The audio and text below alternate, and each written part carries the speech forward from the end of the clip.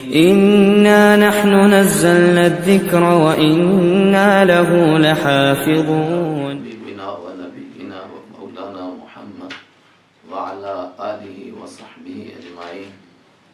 اللهم صل على محمد وعلى آل محمد كما صليت على إبراهيم وعلى آل إبراهيم إنك حميد مجيد. اللهم بارك على محمد وعلى آل محمد كما باركت على إبراهيم وعلى آل إبراهيم إنك حميد مجيد. الحمد لله وحده والصلاة والسلام على من لا نبي بعده. أعوذ بالله من الشيطان الرجيم. بسم الله الرحمن الرحيم. الحمد لله رب العالمين الرحمن الرحيم مالك يوم الدين إياك نعبد وإياك نستعين.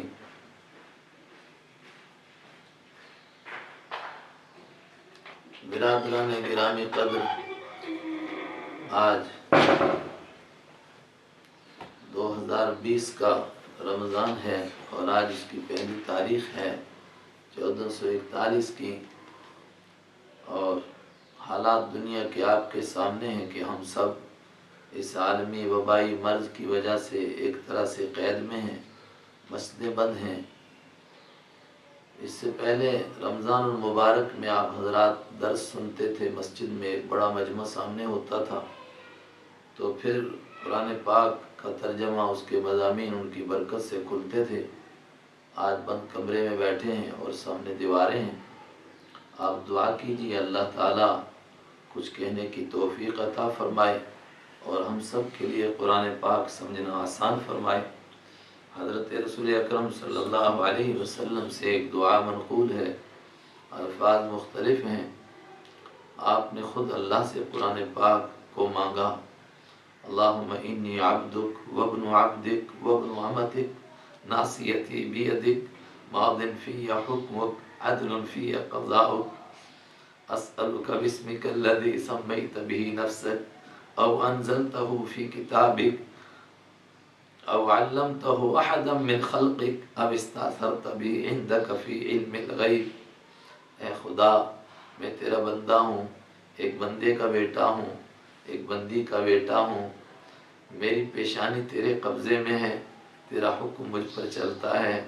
میں تیرے اس نام کے صدقے جو تو نے اپنا نام رکھا ہے، جو کسی اپنے خاص بندے کو بتایا ہے، جو تو نے اپنی کسی کتاب میں اتارا ہے، جو تو نے اپنے خزانہ غیب میں چھپا کر رکھا ہے، اس کے صدقے تجھ سے بھیک مانگتا ہوں۔ انت جعل القرآن ربیع قلبی ونور صدری وجلاء بصری۔ یہ دعا ہم بھی مانگ لیں جمع کے ساتھ، انت جعل القرآن ربیع قلوبنا ونور صدورنا وجلاء ابصارنا وذهاب همومنا وغمومنا وشفاء امراضنا۔ اللهم علمنا منه ما جهلنا وذكرنا منه ما نسينا وارزقنا تلاوته آناء الليل وآناء النهار واجعله لنا حجة یا رب العالمین۔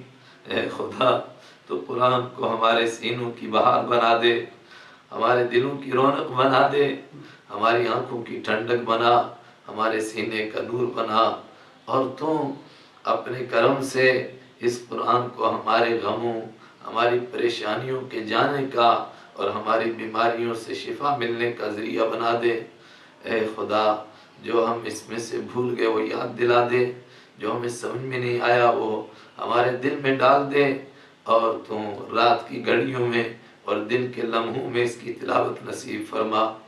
میں نے دعا کرنے کے بجائے اسی دعا کا ترجمہ کر لیا، شاید اس کی برکت سے اللہ تعالی ہمارے لیے بھی اپنی کتاب کے دریچے کھول دے۔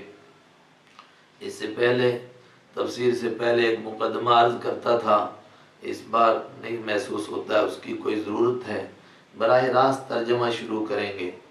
اور اس سے پہلے 2011 سے لے کر الحمدللہ 2019 تک کی تفسیریں جو ریکارڈ ہیں آپ لوگوں کے پاس موجود ہوں گی۔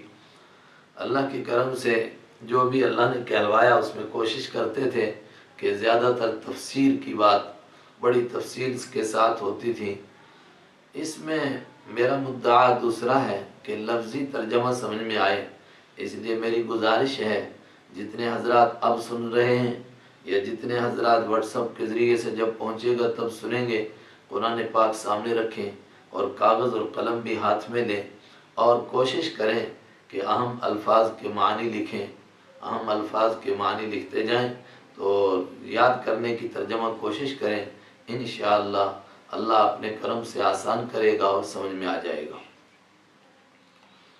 بسم اللہ الرحمن الرحیم، الحمدللہ رب العالمین۔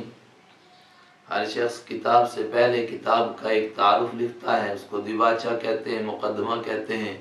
اللہ نے بھی اپنی کتاب سے پہلے اس کا مقدمہ اور اس کا دیباچہ اتارا۔ دیکھیے قرآن پاک کہاں سے شروع ہوتا ہے تو اکثر لوگ بولتے ہیں الف لام میم سے، کہاں ختم ہوتا ہے والناس پر، اور پہلا پارہ اس کا نام بھی دیکھیے لکھا الف لام میم۔ تو پھر سورہ فاتحہ کس مقام پر ہے، کس پارے میں ہے؟ یہ قرآن کا دیباچہ ہے، اس کو الگ سے رکھا گیا، اس کے اندر پورے قرآن کا نچوڑ ہے۔ 7 آیتیں ہیں لیکن 7 آیتوں میں گویا قرآن کی 7 منزلوں کا نچوڑ ہے، اسی لیے ہر نماز کے اندر اس کو ضروری قرار دیا گیا، ہر رکعت میں پڑھو تاکہ بار بار پورے قرآن کا ایک نچوڑ سامنے آ جائے۔ سب سے پہلی بات الحمدللہ، تمام تعریفیں للہ، اللہ ہی کے لیے ہیں۔ سب سے پہلے انسان اپنے ذہن کو اس کے لیے خالی کرے کہ تعریف اللہ کے سوا کسی کی نہیں ہو سکتی۔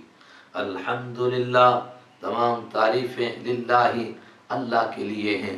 رب العالمین، جو سارے جہانوں کا رب ہے۔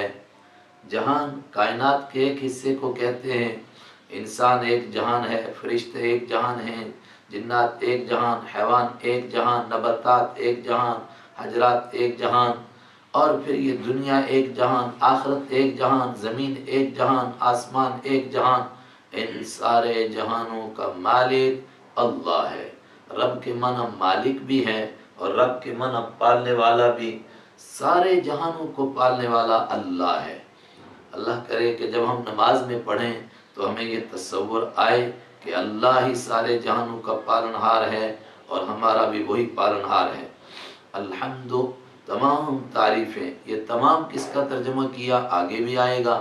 الف لام میم کا جو الف لام کا جو شروع میں آ رہا ہے، مختلف معنی آئیں گے، متعین چیز پر آتا ہے ال، اور اس کے علاوہ اس کے معنی تمام ہوتا ہے۔ الحمد، تمام تعریفیں للہ، اللہ ہی کے لیے ہیں، رب العالمین، جو تمام جہانوں کا پالنے والا ہے۔ الرحمن، دوسری صفت اس کی، بہت زیادہ رحم کرنے والا ہے۔ رحمان کے اندر وہ مبالغہ ہے جس کو کسی زبان میں بیان کرنا آسان نہیں۔ بہت رحم کرنے والا، اپنوں کو بھی نوازتا ہے اور جو اس کو نہیں مانتے ان کو بھی نوازتا ہے۔ الرحیم، بہت زیادہ رحم کرنے والا ہے، بار بار رحم کرنے والا ہے۔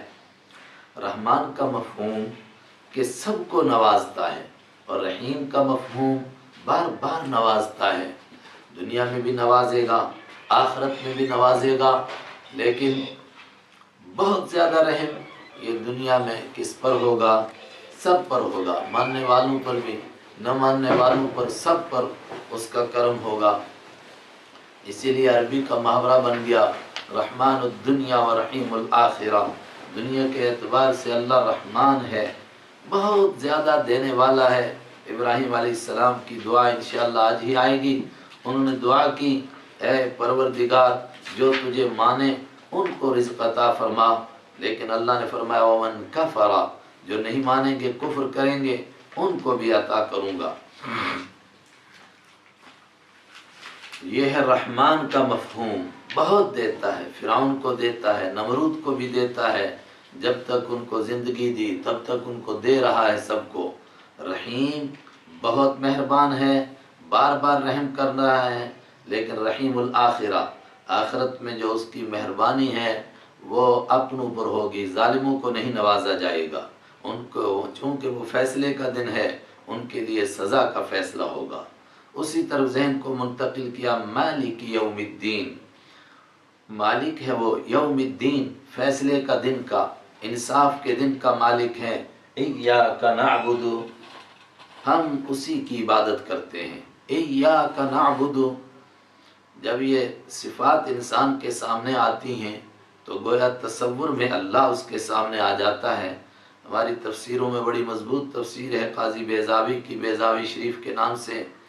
انہوں نے یہاں ایک سوال کیا کہ یہاں تک انسان کہتا ہے اس اللہ کے لیے تعریف جو جہانوں کا پالنے والا ہے، جو بڑا مہربان ہے، جو بہت رحم کرنے والا ہے، مالک یوم الدین، جو فیصلے کا دن کا مالک ہے۔ دین کے معنی فیصلہ، دین کے معنی فیصلہ کر کے انصاف کے ساتھ فیصلہ کرنا، اس لیے دین کے معنی انصاف، انصاف کر کے پھر سزا دینا یا جزا دینا، تو دین کے معنی سزا اور جزا بھی۔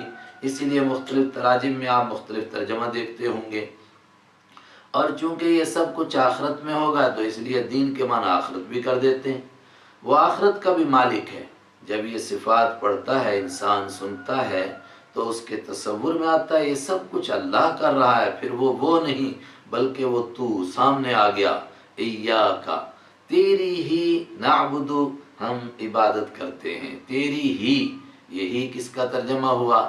ایاک، تیری ہی نعبد، ہم عبادت کرتے ہیں، وایاک، اور تجھ ہی سے نستعین، ہم مدد مانگتے ہیں۔ حضرت عبداللہ ابن عباس رضی اللہ تعالی عنہ نے خود تفسیر فرمائی کہ یہ تاکید کیوں ہے تیری ہی؟ فرمایا اس لیے کہ لوگ اللہ کی عبادت کرتے تھے اور آج بھی کرتے ہیں، مگر صرف تنہا اس کی نہیں کرتے تھے، اس کے ساتھ اوروں کی بھی کرتے تھے۔ اس لیے قرآن پاک نے زور دیا تیری ہی عبادت کرتے ہیں، اور جب عبادت تیری کرتے ہیں تو مدد بھی تجھ ہی سے مانگتے ہیں۔ کوئی تیرے سوا حاجت روا نہیں، مشکل کشا نہیں، مددگار نہیں۔ تو سب سے پہلی کیا مدد تجھ سے مانگتے ہیں؟ اے مالک تو ہمیں سیدھا راستہ دکھا دے، اس سے بڑی اور کیا مدد چاہیے؟ اہدی، دکھا دے تو، چلا دے تو ہم کو، چلا تو ہم کو، نہ ہم کو، الصراط المستقیم، سیدھے راستے پر۔ جس کو نہیں نصیب ہے، عجیب لفظ ہے، تو وہ ترجمہ کرے گا دکھا دے، ابھی تو نظر ہی نہیں آ رہا ہے۔ اور جس کو نظر آیا، جو چل رہا ہے، اس کے لیے ترجمہ ہوگا چلا تو، یعنی جس راستے پر صراط مستقیم پر تو نے مجھے لگا دیا، اب اس راستے پر چلا تو ہمیں۔ الصراط المستقیم، سیدھا راستہ۔ اور سیدھا راستہ کس کو کہتے ہیں؟ قرآن اپنی تفسیر خود کرتا ہے، آگے کئی جگہ آئے گا، ان اللہ ربی وربکم فاعبدوہ ھذا صراط مستقیم۔ لوگ یہ بات تسلیم کر لیں کہ سب کا رب اللہ ہے، اور پھر اسی کی عبادت کرنا مان لیں، ھذا صراط مستقیم، یہی سیدھا راستہ ہے۔ اس کی دعا مانگتا ہے انسان مدد کے لیے سب سے پہلے، کیوں؟ اس لیے کہ اور چیزوں کی بھی ضرورت ہے انسان کو، مگر وہ تو سب کو مل جاتی ہیں۔ اصل مسئلہ وہ ہے جو اللہ نے اپنے خاص بندوں کو عطا فرمائی نعمتیں، اور وہ ہے صراط مستقیم کی نعمت۔ حضرت ابراہیم علیہ السلام اللہ کے خاص بندے، اللہ نے فرمایا ہم نے ان کو بہت نعمتیں دیں۔ کیا نعمت دیں؟ وَهَدَيْنَاهُ إِلَىٰ صِرَاطٍ مُسْتَقِيمٍ، ہم نے ان کو سیدھا راستہ دکھایا۔ حضرت رحمت عالم صلی اللہ علیہ وسلم امام الانبیاء ہیں، فرمایا ہم نے آپ کو بہت نعمتیں دیں، خاص کیا نعمت دیں؟ اِنَّكَ عَلَىٰ صِرَاطٍ مُسْتَقِيمٍ، آپ کو صراط مستقیم عطا فرمایا۔ تو اے پروردگار، یہ سیدھا راستہ تجھے تیرا چاہیے، دکھا تو، چلا تو ہم کو سیدھے راستے پر۔ کیا ہے سیدھا راستہ؟ مجھے اور آپ کو توفیق مل جائے، صرف ہم اپنے مالک کی عبادت کرتے رہیں، اس کے حکموں پر چلتے رہیں، اسی سے مدد مانگتے رہیں، اور اسی راستے میں پھر موت آ جائے، موت سے پہلے کسی موڑ پر ہم پھسل نہ جائیں۔ اسی راستے میں جب موت آتی ہے تو اسی کو اللہ کے حبیب صلی اللہ علیہ وسلم کے صحابہ فرماتے فزت ورب الکعبہ، کعبہ کے رب کی قسم آج کامیاب ہو گیا کہ جس راستے پر لگا تھا اسی پر موت آ گئی۔ صراط الذین، سیدھا راستہ۔ اب یہاں خود اس کی تعریف فرما رہے ہیں، کس کا ہے؟ کون ہے سیدھا راستہ؟ صراط الذین، ان لوگوں کا راستہ۔ الذین، یہ الذی آئے گا، کبھی اللتی آئے گا، کبھی الذین ہوگا، اس کے معنی اردو میں ہوں گے جو، جس، جن۔ اور آگے جو علیہم کبھی علا کبھی الا، اس کو اس کے ساتھ جوڑ کر ترجمہ کریں تو آسان ہوتا ہے۔ علیہم کے معنی ان پر، لیکن الذی کی وجہ سے اس کو جوڑ لو تو الذین علیہم جن پر انعمت تو نے انعام فرمایا، ان کا راستہ چاہیے۔ غیر المغضوب علیہم جن پر غضب نازل کیا گیا ان کا نہیں، غیر کے معنی علاوہ سوا، المغضوب علیہم غضب کیا گیا ہے، علیہم جن پر غضب کیا گیا ہے ان کا راستہ نہیں۔ کون جن پر غضب کیا گیا ہے؟ بہت ہیں، قوم عاد ہے، قوم سمود ہے، جن کے نام قرآن پاک نے لیے ہیں، اور خاص طور سے کہا جاتا ہے کہ یہودیوں پر اللہ کی لعنت ہوئی اس لیے کہ انہوں نے جان بوجھ کر کے صراط مستقیم چھوڑا۔ ان کے راستے پر ہم کو چلنے سے بچا، ان کا راستہ نہیں، جو تیرے انعام یافتہ لوگوں کا راستہ ہے اس راستے پر چلا۔ وَلَضَّالِّينَ اور ان کے راستے پر بھی چلانے سے بچا۔ الضالین جو پھسلنے والے ہیں، جو بھٹکنے والے ہیں، جو راستے چلتے چلتے گمراہ ہونے والے ہیں، یہ کون لوگ ہیں؟ کہا گیا کہ وہ طبقہ انسانوں کا جو چلنا چاہتا تھا سیدھے راستے پر، لیکن اپنی مرضی سے سیدھا راستہ تلاش کرتا رہا، اور پھر اس سیدھے راستے کی دھن میں وہ راستے سے پھسل گیا، اور کوئی کدھر کو نکلا اور کوئی کدھر کو چلا گیا۔ وہ سب پھسلنے والے ہیں، ان کے راستے پر چلنے سے بچا۔ اور کہا جاتا ہے کہ اس طبقے میں جن کو ہم مثال کے طور پر پیش کر سکے، کون ہیں پھسلنے والے؟ کہ عیسائی پھسلنے والے ہیں۔ انہوں نے رہبانیت کو اختیار کیا اور یہ سوچ کر اختیار کیا کہ ہم سیدھے راستے پر چل رہے ہیں، لیکن وہ سیدھے راستے پر نہیں چل رہے تھے، وہ پھسل گئے، یہاں تک کہ جنگلوں میں رہنے لگے، اور وہ رہبانیت جو ان کے دین کی پہچان تھی کسی وقت میں وہی ان کے لیے تباہی کا ذریعہ بنی۔ اس راستے سے ان کے ہاں جتنی بے دینی آئی، اتنی بے دینی کسی اور راستے سے نہیں آئی۔ اے خدا تو ہمیں ان لوگوں کے راستے پر چلنے سے بھی بچا۔ جن پر غضب نازل ہوا ان کا بھی نہیں، جو راستے سے بھٹک گئے ان کا بھی نہیں۔